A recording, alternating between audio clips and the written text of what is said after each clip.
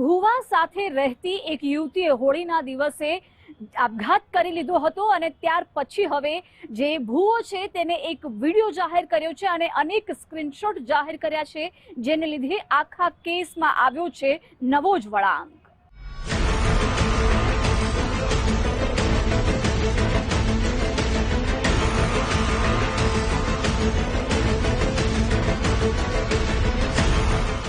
Ketan, sorry યાર, મારા જીવ, મારાથી હવે ઘરનું ટોર્ચર સહન નથી થતું।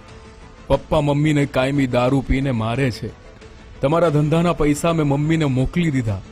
યાર, તમે માંગ્યા ન હતા। મમ્મી કે દાગીના છોડાવી દે। હવે હું ઘરથી સાવ કંટાળી ગઈ છું। મેં એકવાર દવા પીધી, એ પણ એના ત્રાસથી। કાયમી પપ્પા દારૂ પી ઝઘડા કરે।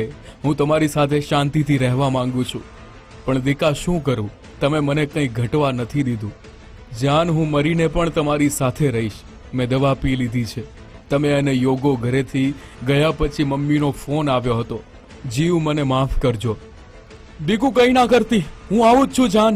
પૈસા તેલ પીવા ગયા। મારે તું છો તો પૈસા જ છે। દીકુ, કંઈ ના કરતી, ભલે તે મમ્મીને આપી દીધા। સોરી દીકા। ભુવાના ત્રાસથી યુવતીના આપઘાત કેસમાં નવો વળાંક। આરોપી કેતન સાગઠિયાએ વિડીયો સ્ક્રીનશોટ કર્યો જાહેર। કોમલે માતા પિતાના ત્રાસથી આપઘાત કર્યાનો ભુવાનો દાવો। રાજકોટના મવડી વિસ્તારમાં રહેતા કેતન સાગઠિયાના ઘરે રહેતી કોમલ સોલંકી નામની યુવતીએ હોળીના દિવસે ઝેરી દવા પી લેતા તેને સિવિલ લઈ જવાઈ હતી। 17 માર્ચે તેનું સારવાર દરમિયાન મોત નીપજ્યું હતું। આ બાબતે કોમલના પરિવારની ફરિયાદ બાદ પોલીસે ભુવા કેતન સાગઠિયા વિરુદ્ધ ફરિયાદ નોંધી તેની શોધખોળ શરૂ કરી છે। આ બધા વચ્ચે પોલીસ પકડથી દૂર કેતને એક વિડીયો અને સ્ક્રીનશોટ શેર કર્યો છે, જેને કેસની દિશા બદલી દીધી છે। જે અત્યારે મારા વિડીયો બધા વાયરલ થાય છે, બરોબર, એ બધા ફેક વિડીયો છે। એ લોકોએ મારી માથે આક્ષેપ નાખ્યો છે કે મારી છોકરીને દવા પીવડાવી દીધી। આ તે કોઈ વસ્તુ છે નહીં। અમે બે 4/4/2023 થી પરિચયમાં આવ્યા। કોઈ દાણા જોવરાવા આવી ને એવું કઈ હતું નહીં। એના સગા ફૂઈના છોકરા વિકી ગોહેલે અમારા બેનો પરિચય કરાવ્યો। ત્યારબાદ મારા માતાજીના માંડવામાં એનો પરિવાર આખો આવ્યો, એનો ભાઈ બધા આવ્યા હતા, એની બેન ને બધા મારી જોડે આવ્યા હતા। અને હા, કે એ લોકો કહે છે કે લોન લીધી, તો એની છોકરી નોકરી કરતી હતી, તો નોકરી ઉપર ચંદ્રાણી હોસ્પિટલમાંથી એને જોબ છોડી દીધી। કાયમ રાતે ઘરેથી ખોટું બોલી અને મારી પાસે આવતી, અહીંયા મારી સાથે રહેતી અને એને લોન લીધી છે। તો એના મમ્મીને અને એના પપ્પાને મહિને ને મહિને પગાર દેવા માટે એને લોન લીધી છે। મોબાઈલમાં વિડીયો બનાવી ભુવાએ કર્યો દાવો। મારી અને કોમલ વચ્ચે કોઈ વિવાદ નહોતો, કેતન। કોમલે તેના પરિવારના કારણે કર્યો છે આપઘાત, કેતન।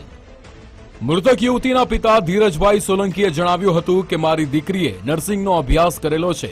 તે મવડી સ્મશાન નજીક ભુવાનું કામ કરતા કેતન સાગઠિયાના સંપર્કમાં આવી ગઈ હતી। આ ભુવાએ મારી દીકરીને જણાવ્યું હતું કે તારા પિતા પર કોઈએ મેલી વિદ્યા કરી છે અને વશમાં કર્યા હતા।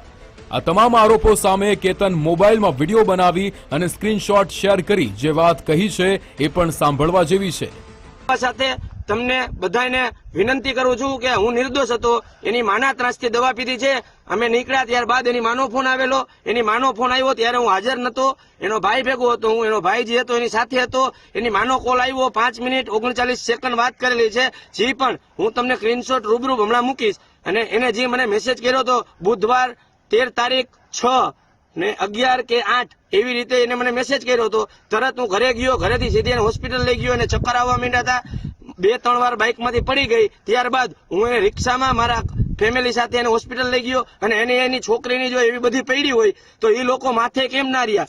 3-4 દિવસ 13 તારીખથી 18 તારીખ લગી મારું ફેમિલી હું માથે હતો, તો અત્યારે લગી એને દીકરી કેમ યાદ ના આવી? એક બાજુ પરિવારના ભુવા કેતન સાગઠિયા વિરુદ્ધ ગંભીર આરોપ અને બીજી તરફ ભુવાના કોમલના પરિવાર પર પુરાવા સાથે આરોપ।